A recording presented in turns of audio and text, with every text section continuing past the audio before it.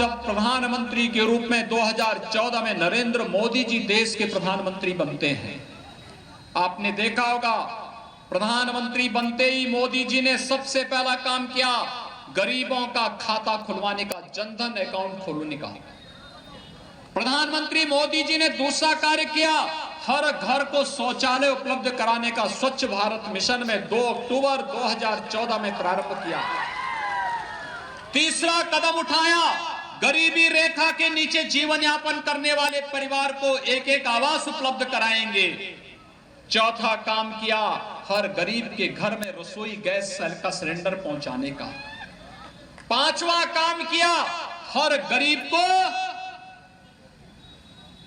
विद्युत का निःशुल्क कनेक्शन उपलब्ध करवाने का। छठा काम किया नेशनल पोर्टेबिलिटी के माध्यम से हर गरीब को राशन कार्ड की सुविधा का लाभ देने, और बिहार का नौजवान अगर कार्ड बिहार के अंदर बनाया है वह चाहता है कि राशन कार्ड में उसे मुंबई में और बेंगलोर में राशन मिले। प्रधानमंत्री मोदी जी ने संभव बना दिया है कि नेशनल पोर्टेबिलिटी के माध्यम से राशन की सुविधा आप वहां भी प्राप्त कर सकते हैं।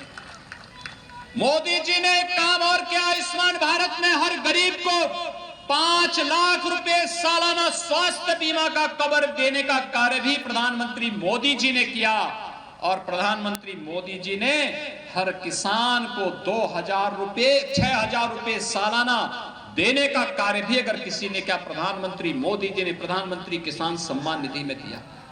भाइयों बहनों, मैं पूछना चाहता हूं, कांग्रेस, राजद और भाकपा माले के प्रत्याशियों से पूछिए उन्होंने अपने शासन काल में गरीबों के लिए क्या किया। ये मकान अगर वे देते तो मोदी जी को घोषणा करने की स्थिति नहीं आती। मोदी जी के पहले अगर वे लोग दे दिए होते तो ये पैसा विकास में खर्च होता, लेकिन उन्होंने नहीं किया। मोदी जी ने विकास भी किया है, गरीबों के कल्याण का मार्ग भी प्रशस्त किया है, और इसलिए मोदी जी के नेतृत्व में भारत आज एक भारत श्रेष्ठ भारत बन रहा है। इस एक भारत श्रेष्ठ भारत के लिए बिहार के अंदर नीतीश कुमार जी के नेतृत्व में सरकार बननी आवश्यक है। दूसरा, भाइयों बहनों, हम हमेशा कहते थे कि रामलला हम आएंगे मंदिर वहीं बनाएंगे, बोलते थे ना। राम मंदिर में बाधा कौन था? कांग्रेस, राजद, भाकपा माले, यही लोग तो राम मंदिर के निर्माण में बाधक थे। हमने तो जो कहा, मोदी जी ने 5 अगस्त को अयोध्या में आकर के भगवान राम के भव्य मंदिर निर्माण का भी मार्ग प्रशस्त कर दिया है।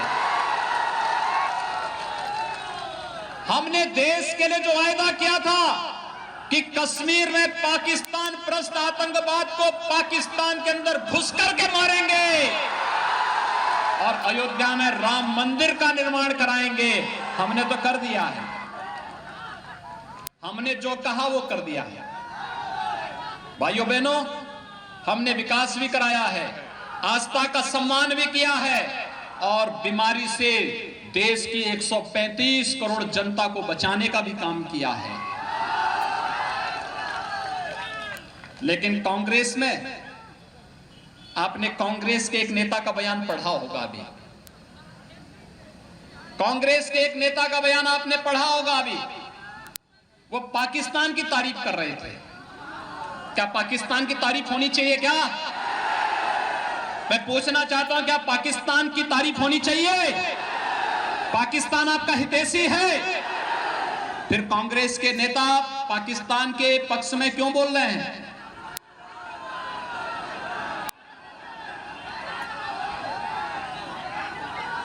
जब यहां पे इस बिहार के अंदर, जब बिहार के अंदर लालू जी के नेतृत्व में राजद की सरकार थी, कांग्रेस समर्थन कर रही थी, उस समय गरीबों को राशन तो नहीं मिलता था ना। लेकिन पशुओं का चारा भी गायब हो जाता था। यानी मनुष्य की बात तो दूर, जो लोग पशुओं तक को न छोड़ते हो, तो भाइयों बहनों क्या वे वोट पाने के अधिकारी हैं क्या? आप देखना, प्रधानमंत्री मोदी जी ने कहा पहला कार्यकाल देश की आम जनमानस की, गरीब के लिए, किसान के लिए, नौजवान के लिए, महिलाओं के लिए, इनके उत्थान के लिए कार्य का, और दूसरा कार्यकाल देश से आतंकवाद को समाप्त करने का, नक्सलवाद को समाप्त करने का, और देश की आकांक्षाओं के अनुरूप भगवान राम के भव्य मंदिर निर्माण का मार्ग प्रशस्त करने का होगा। हो रहा है ना? कश्मीर में धारा 370 समाप्त हो गई ना।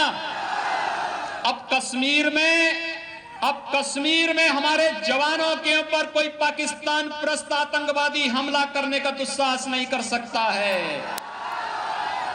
क्योंकि उसे मालूम है हमला करेंगे तो फिर राम नाम सत्य है, तय है।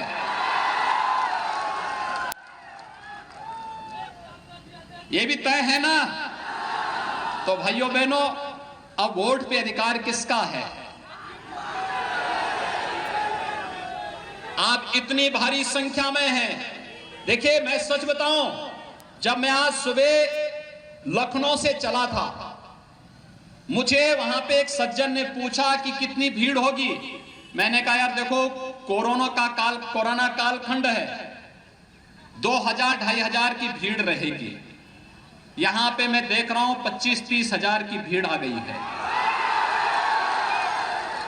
अगर ये 25-30 हजार की भीड़ अपना मोबाइल फोन लेकर के पूरे बिहार के अंदर घनघनाना प्रारंभ कर देगी कि एनडीए के प्रत्याशी जहां भी हैं, नीतीश जी के नेतृत्व में, सुशील मोदी जी के नेतृत्व में, भारतीय जनता पार्टी, जदयू, हम और वीआईपी पार्टी से जुड़े हुए जितने भी प्रत्याशी हैं, जिन्हें एनडीए ने अधिकृत प्रत्याशी बनाया है, ये जहां से भी चुनाव लड़ रहे हैं, इन्हीं को वोट देना है। तो भाइयों बहनों, 3/4 से अधिक वोटों से भारतीय जनता पार्टी और जदयू से जुड़े हुए, इस गठबंधन से जुड़े हुए प्रत्याशी 3/4 से अधिक संख्या में बिहार के अंदर चुनाव जीत करके जाएंगे, और भारी संख्या में फिर से नीतीश कुमार जी के नेतृत्व में बिहार के अंदर सरकार बनेगी। क्या ये काम करेंगे?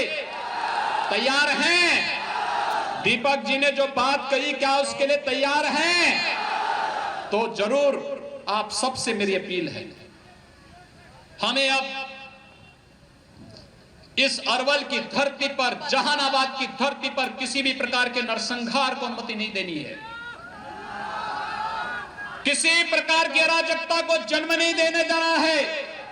भ्रष्टाचार और अराजकता को किसी भी स्थिति में हम जन्म नहीं लेने देंगे, और अराजकता पैदा करने वालों का जवाब, बुलेट का जवाब बैलेट से दे करके भारतीय जनता पार्टी के प्रत्याशी को भारी बहुमत से चुनाव जिता करके भेजेंगे। यही अपील करने के लिए आज मैं आपके पास आया हूं। आप सबसे अपील, भारतीय जनता पार्टी के लोकप्रिय प्रत्याशी श्री दीपक शर्मा को, देखिए किसानों के लिए काम किया है, और आज बिहार विधानसभा में जाकर के आपको यहां पर शासन की हर योजना से जोड़ने के लिए वे आपके बीच आए हैं। और इसलिए आप सबसे अपील, श्री दीपक शर्मा को कमल चुनाव चिन्ह पर भारी बहुमत से विजयी बनाने की अपील आप सबसे करते हुए वाणी को देता हूं विराम। जय जय श्री राम, जय जय श्री राम।